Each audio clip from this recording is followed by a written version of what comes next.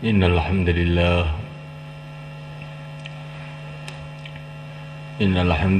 nasta'inuhu wa nastaghfiruh wa nu'minu bihi wa natawakkalu alayhi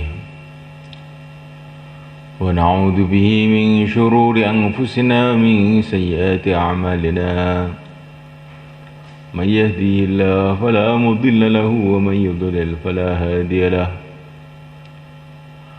Asyhadu an la ilaha illallah wahdahu la syarika lahu wa asyhadu anna sayyidina wa maulana wa habibana Muhammadan abduhu wa rasuluh. Allahumma salli wa sallim wa barik alaihi wa ala alihi wa ashabihi wa tabi'ina lahum ila yaumil qiyamah, amma ba'd.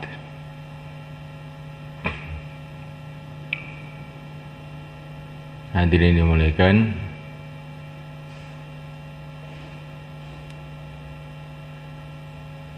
dalam setiap amalan, bahkan dalam setiap waktu, kita usaha menghadirkan 6 rukun iman dalam hati kita, sehingga amalan-amalan kita ini bermutu di sisi Allah SWT.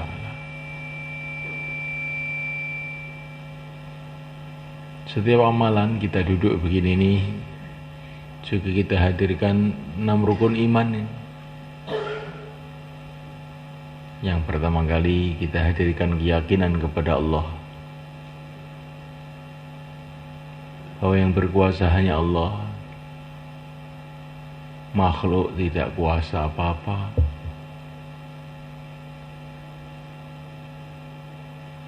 Allah Subhanahu wa ta'ala Maha Agung, Maha Suci, tidak bisa dibayangkan oleh otak dan hati manusia.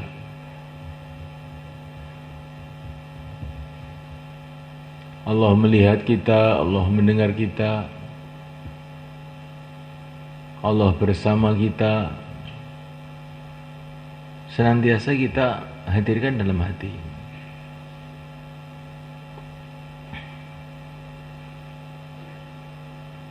Betul-betul kita merasa kita ini milik Allah, mulai pucuk kuku sampai pucuk rambut milik Allah SWT. Kita tidak punya apa-apa. Alam semesta ini milik Allah. Manusia tidak punya apa-apa. Sehingga semangat kita dalam kehidupan ini semangat taat. Prinsipnya prinsip taat. Kalau saya taat kepada Allah, saya akan sukses, saya akan berhasil, saya akan selamat. Tapi kalau saya tidak taat, maka saya akan rugi.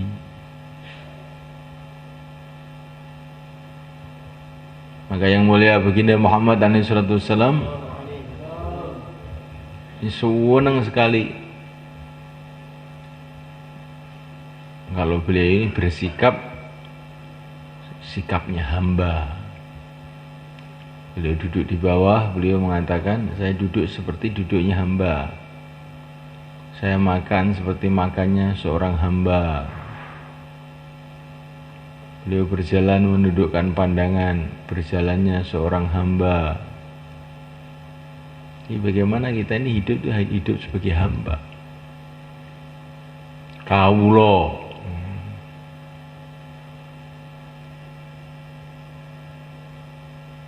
hamba ini semulaikan Allah Ta'ala senantiasa tawadhu. Wa ibadur rahmanil ladzina yamshuna 'alal ardi hauna. Hamba-hamba Allah itu berjalan di muka bumi dengan tawadhu, tidak merasa lebih baik dari siapa saja.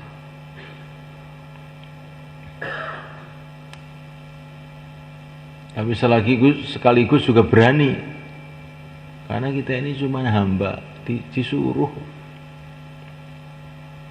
Maka Rasulullah SAW di Mekah 13 tahun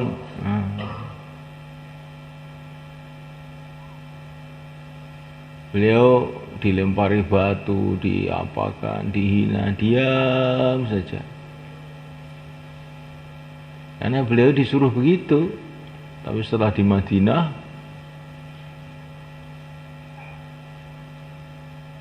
beliau angkat senjata. Kenapa? Karena disuruh begitu.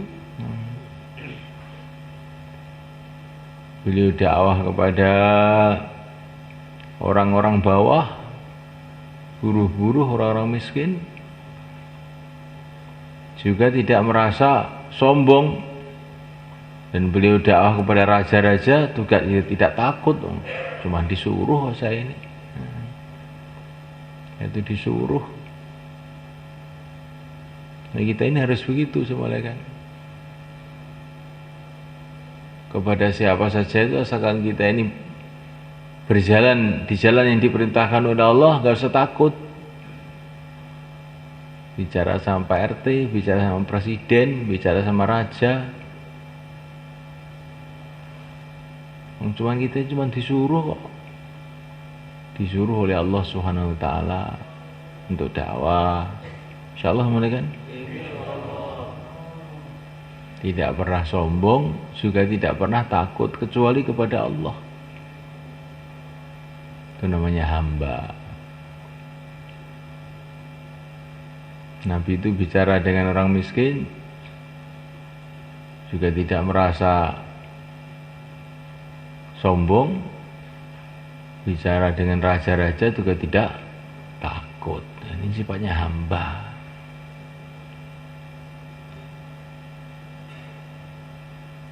Suruh damai ya damai, suruh gelut ya siap. Nah ini namanya hamba. Cuma disuruh saya ini. Di Mekah itu ada orang namanya Rukanah.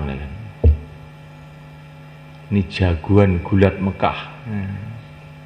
Gak ada yang bisa ngalahkan. 10 orang sekali pukul kelenger, ini namanya Rukanah. Nah, akhirnya Rukanah itu berjumpa dengan Nabi.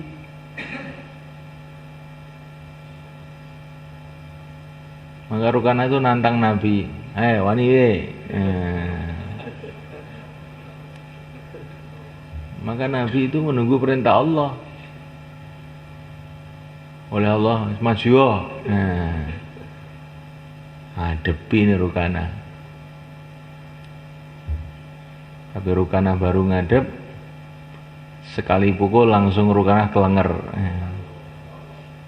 Rukanah heran, loh kamu kok bisa ngalahkan saya? Saya ini disuruh oleh Allah. Akhirnya Rukanah masuk Islam. Jadi semulaikan Allah Ta'ala, Nabi itu pokoknya hidup itu pokoknya disuruh. Kalau disuruh ya berangkat, kalau nggak suruh nggak berangkat. Maka 40 tahun beliau di Mekah nih nggak pernah bicara dakwah-dakwah, nggak pernah bicara. Dia macam 40 tahun biasa aja. Karena kenapa? Belum disuruh.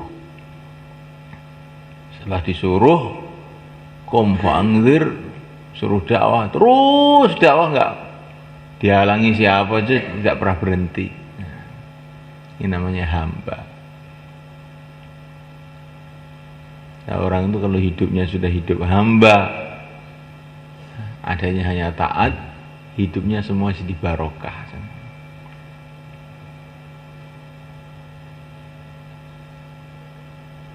Begini Nabi pergi ke Madinah bukan karena lari sama malaikat, tapi karena disuruh oleh Allah. Pagi-pagi beliau datang ke rumahnya Sayyidina Abu Bakar. Sayyidina Abu Bakar itu heran. Tidak biasanya Rasulullah datang jam sekian. Di Rasulullah tiap hari datang ke rumah Abu Bakar, tapi tidak seperti hari itu. Ini tidak seperti biasanya. Maka Abu Bakar tanya sama Rasulullah, ada apa ya Rasulullah? Saya diperintah oleh Allah untuk hijrah ke Madinah. Jadi Rasul hijrah ke Madinah karena disuruh. Maka akhirnya barokah. Madinah yang didatangi barokah, Makkah yang ditinggalkan juga barokah. Akhirnya kedua-duanya jadi pusat kebaikan. Nah kita ini begitu juga. Kalau kita ini merasa keluar itu disuruh, nanti ya keluar ya barokah, menghidupkan agama di mana-mana. Yang kita tinggal juga barokah. Di rumah kan barokah juga, asalkan keluarnya itu merasa betul-betul disuruh oleh Allah. Jangan karena diuber-uber temtaskil, bukan ya. Karena diperintah oleh Allah. Keluar dengan tertib yang benar, musyawarah ya. Kalau sudah diputus musyawarah, keluar, kan ini perintah Allah, insya Allah barokah jadinya.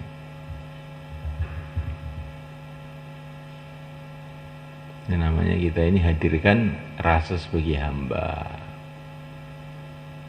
Kemudian yang kedua kali, hadirkan dalam hati kalau kita ini punya pimpinan yang dipilih langsung oleh Allah. Itulah Nabi besar Muhammad SAW.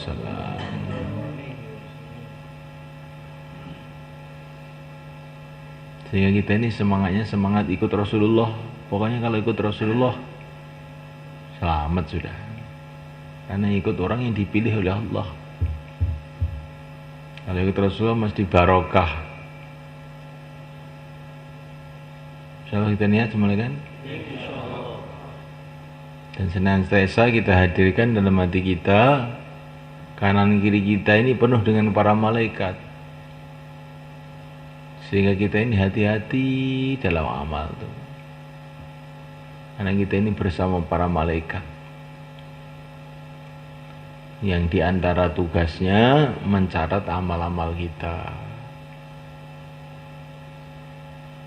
Dan senantiasa kita hadirkan dalam hati kita, kita ini punya pedoman hidup yaitu Al-Quran. Sehingga apa-apa itu dipikir, halal apa haram dipikir, bukan pokoknya enak jalan betul. Kayak usume ngene ya wis. Bukan. Kita mesti harus berpedoman dengan kitabullah. Kitabullah itu nasihatnya Allah kepada kita. Nasihatnya yang memiliki dunia ini dan yang memiliki akhirat. Kalau kita ikuti, kita akan selamat dunia akhirat. Dan senantiasa kita hadirkan dalam hati kita bahwa rumah kita ini akhirat. Dunia ini bukan rumah kita. Sebentar lagi kita akan pindah ke akhirat. Sehingga apa yang kira-kira manfaat di akhirat kita buat, yang kira-kira nggak ada manfaatnya jangan kita buat. Ya apa-apa itu yang ditanyakan, kira-kira di akhirat ada pahalanya nggak ini? Ada gunanya nggak di akhirat? Kalau nggak usah, nggak ada, nggak usah. Saya mau ke akhirat kok. Seperti kita ini mau pergi ke satu negara yang dingin, maka dari Indonesia ini kita mau ke Eropa namanya. Ini untuk Eropa musim dingin, es di mana-mana es. Maka bawa pakaian tebal. Nah yang tipis-tipis dibawa nggak usah dibawa. Nanti nggak ada gunanya di sana. Tipis yo kademen, jadi es yo kok. Pakaian yang tebal-tebal saja. Begitu juga kalau kita mau ke Mekah. Di Mekah itu panas ini. Jangan bawa pakaian tebal, nanti di sana nggak dipakai itu. Nah, di akhirat juga begitu. Kita mau ke akhirat, yang laku di akhirat itu apa? Yang laku di akhirat itu cuma amal-amal yang diridhoi oleh Allah. Kalau amal yang tidak diridhoi oleh Allah nggak laku di sana. Dan kita hadirkan dalam hati kita juga rukun iman yang keenam, bahwa segala sesuatu sudah ditakdir oleh Allah. Apa yang sedang terjadi, yang telah terjadi, yang akan terjadi, semua sudah ditentukan oleh Allah. Sehingga kita hidup itu pasrah. Kita usaha itu karena ibadah. Usaha karena ibadah. Adapun apa yang akan terjadi semua sudah ditulis oleh Allah. Usaha karena apa? Ibadah. Apa yang akan terjadi sudah ditulis oleh Allah. Sekarang udah karena ya, insyaallah 33 amat Pak. Rukun iman 6. Coba ingat apa enggak?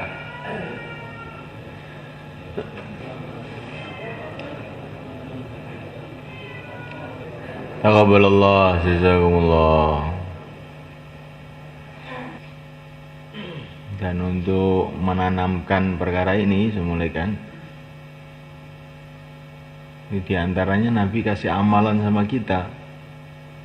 Setiap pagi, setiap sore, raditu billahi robba wa bil islami dina wa bi Muhammadin nabiyya.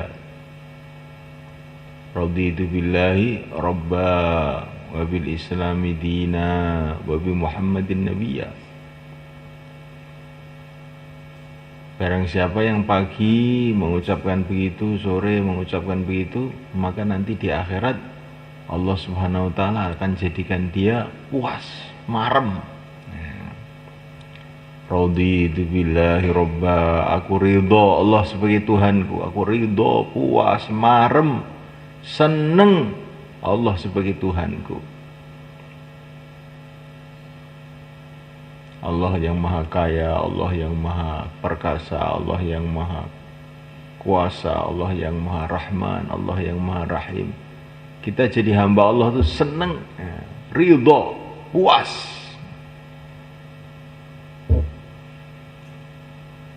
Diperintah oleh Allah itu seneng, puas, ridho.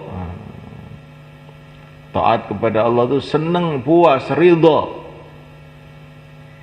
Aku ridho Allah sebagai Tuhanku, Islam sebagai agamaku, Nabi Muhammad sebagai nabiku. Kadang siapa yang mengatakan begitu tiap pagi, tiap sore, nanti haqqun 'ala Allah ayyurdiyahu yaumal qiyamah.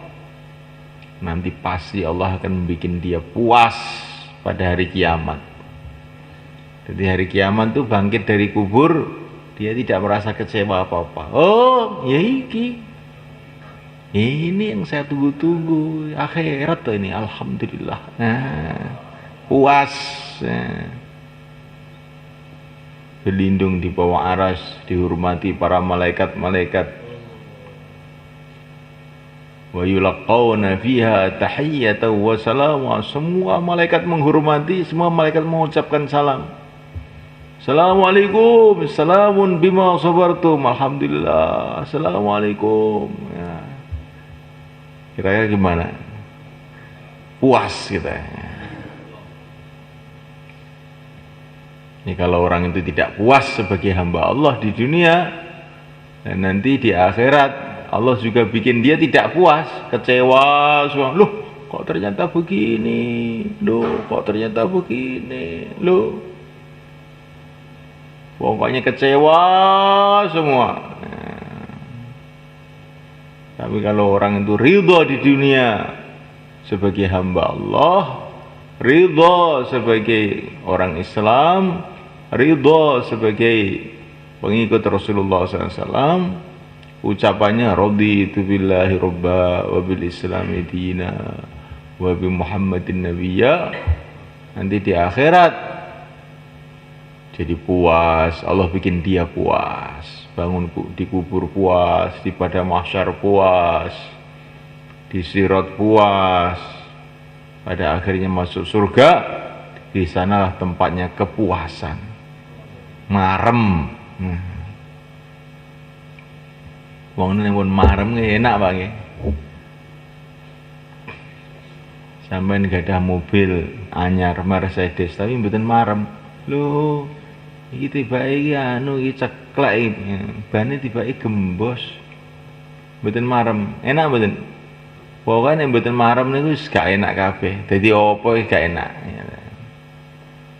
Tapi nek marem niku wis enak wis marem. Nek supados kita ini teng akhirat niku dadi marem, Syaratnya di dunia ini kita itu harus marem, harus puas, harus ridho sebagai hamba Allah, sebagai orang Islam, sebagai umat Rasulullah SAW. Jadi target kita ini bukan dakwah malaikat, tapi marem dengan dakwah, ridho dengan dakwah itu. Dakwah itu senang, ridho. Bikin jaulah itu dengan senang, ridho, bukan dengan terpaksa. Target kita bukan taklim, tapi bagaimana ridho dengan taklim itu ridho. Karena ini adalah nasihat-nasihat Rasulullah. Taklim itu ridho, senang. Bukan kita hanya sholat, tapi ridho dengan sholat. Maka lainnya kita keluar 4 bulan, keluar 40 hari, menghidupkan 5 amal masjid. Nah, kita usaha-usaha kita ini supaya kita ini jadi orang yang ridha. Man radiya falahu ridha wa man sakhita falahu sakhat. Kata Nabi, orang kalau ridha kepada Allah, Allah ridha pada dia. Kalau orang itu marah sama Allah, Allah akan marah sama dia.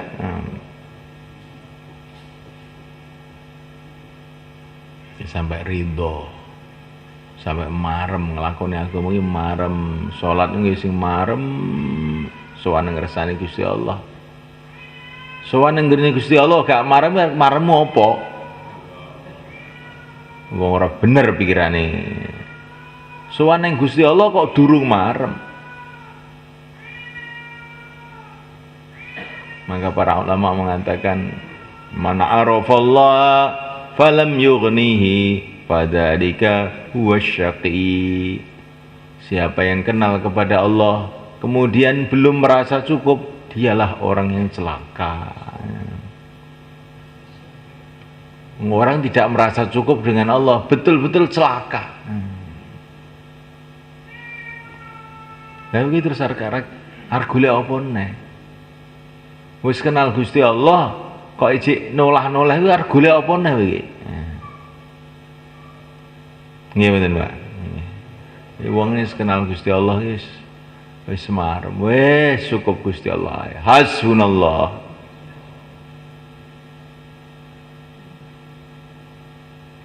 Maka ada orang itu berdoa. Seorang ulama itu doa, ya Allah, ya Allah, ya Allah. Setiap doa ada suara. Enggak tahu suara apa tuh, suara malaikat atau suara jin atau suara apa. Doa kamu tidak diterima, katanya. Dia doa lagi, ya Allah, ya Allah, ya. Terus bertahun-tahun tuh begitu aja. Akhirnya beliau pergi ke Mekah haji bersama muridnya, di depan Ka'bah dia doa, ya Allah, ya Allah, ya Allah. Setelah doa panjang, dengar suara, doa kamu tidak diterima. Sehingga satu saat itu santrinya itu mendengar suara itu. Setiap doa kok Pak Kiai ini kok ada suara, doa kamu tidak diterima. Akhirnya santrinya itu bilang sama Pak Kiai, oh sudah doa ada selalu suara begitu, kok nggak bosen-bosen doa. Maka Pak Kiai itu bilang, kamu tahu saya begini ini sudah lebih 40 tahun, setiap doa mesti begini nih, setiap doa mesti ada suara, doa kamu tidak diterima, begitu. Nah kok doa terus saja? Iya, walaupun 1000 tahun saya tidak diterima, ya tetap saja saya akan doa. Nah kalau Allah tidak menerima saya mau lari kemana? Kalau Allah tidak menerima, seluruh alam semesta tidak akan ada yang bisa menerima saya. Pokoknya saya ditolak oleh Allah 1000 kali, 1.000.000 kali, 1 miliar kali juga tetap saya akan doa terus sama Allah. Setelah beliau ditarget muridnya begitu itu, tiba-tiba ada suara, doa kamu sekarang sudah diterima. Apa? Aneh tadi. Jadi kalau doa tidak diterima itu jangan mundur. Lah kamu mundur kemana? Nah, jangan berhenti. Kalau Allah tidak menerima kamu, mau lari kemana kamu? Pokoknya ditolak 1.000.000 kali, ya datang lagi. Ya Allah, Ya Allah, itu namanya hamba.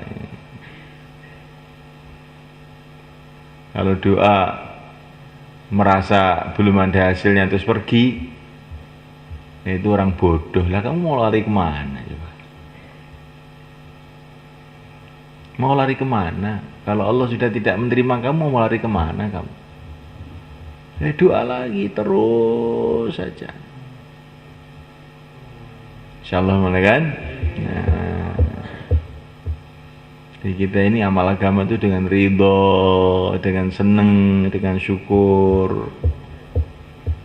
Nanti insya Allah Allah SWT akan tambah lagi kita kekuatan imannya, kekuatan amalnya, barokahnya tambah lagi. Tapi kalau amal agama dengan rasa-rasa ngantuk, ya, itu bahaya.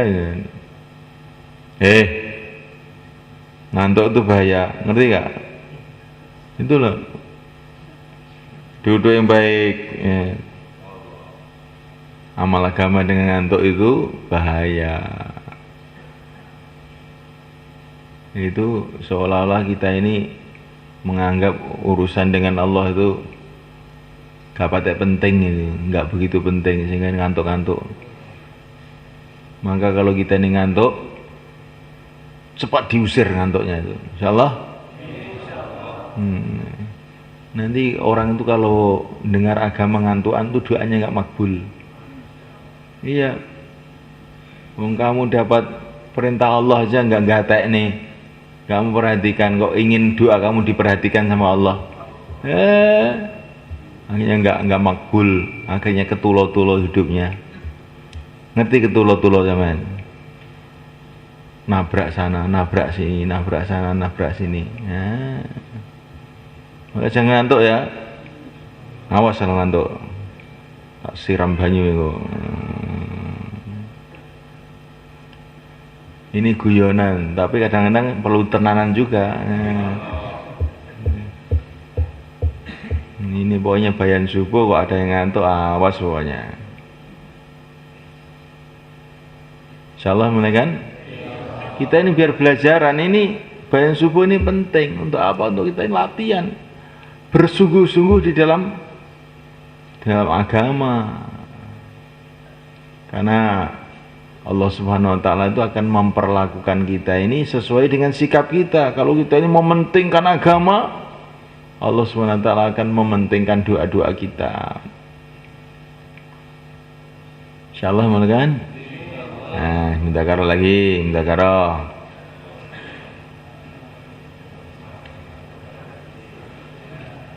Ayo wih, sing ngantuk-ngantuk wih. Ayo. Dijak ngomong wih, mburi wih. Belakang.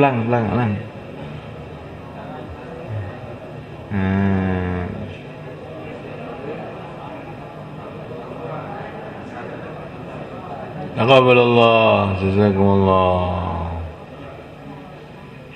Ini contohnya ridho. Sayyidina Umar itu datang ke kamarnya Rasulullah. Dilihat Rasulullah tidur di tikar yang kasar, sehingga bekas-bekas tikar itu membekas di badan beliau yang mulia itu. Sehingga Sayyidina Umar itu nangis, ya Rasulullah, itu Raja Persia, Raja Romawi, mereka bergelimang dalam kenikmatan dunia. Sedangkan mereka itu orang kafir. Engkau ini utusan Allah, kekasih Allah. Kok keadaannya kayak begini? Kamarnya sederhana, tikarnya kasar lagi. Maka Nabi langsung bangkit dari tidurnya. Beliau mengatakan, afi syakkin anta ya Umar. Umar, apa kamu ragu Umar? Apakah kamu tidak ridho orang-orang Persia itu dapat bagian dunia dan kita dapat bagian akhirat? Nah, jadi kita ini melihat kemewahan-kemewahan orang kafir itu jangan pengen, ya. Nek pengen khawatir kita ini jadi tidak ridho. Boleh saja. Boleh saja kita punya mobil, punya rumah yang baik, boleh saja, tapi nggak usah pengen. Kalau Allah kasih, alhamdulillah. Kalau Allah kasih kemewahan dunia ini untuk orang kafir, kita nggak dikasih apa-apa, kita ridho. Kita sudah disiapkan surga, disiapkan akhirat untuk kita. Nggak usah pengen-pengen begitu. Orang yang pengen tuh menderita itu. Pengen aja, nggak ketekan. Maka Nabi mengatakan, apakah kamu tidak ridho hai Umar? Mereka dapat bagian dunia itu orang-orang kafir, kita dapat bagian akhirat. Maka Sayyidina Umar terkejut, kami ridho ya Rasulullah, kami ridho ya Rasulullah.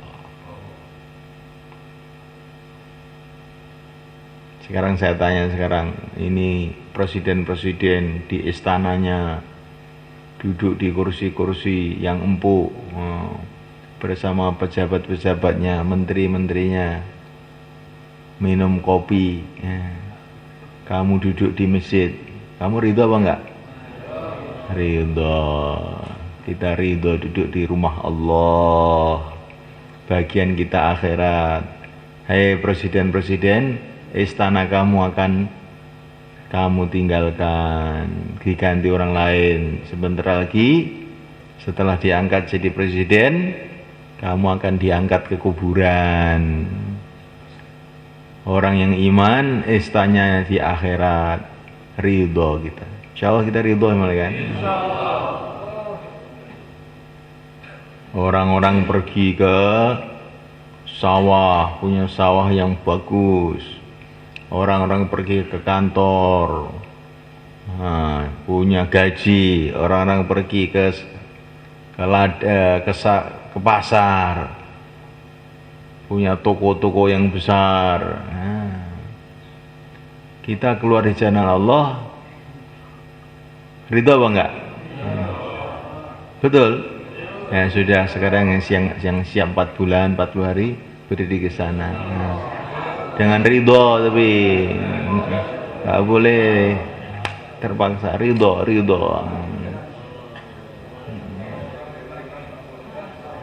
Monggo Pak, sing badhe medal sekan ulang sekan dosa dinten tambah masa, sisa masa berapa hari saja? Silakan ke selatan. Ya, monggo.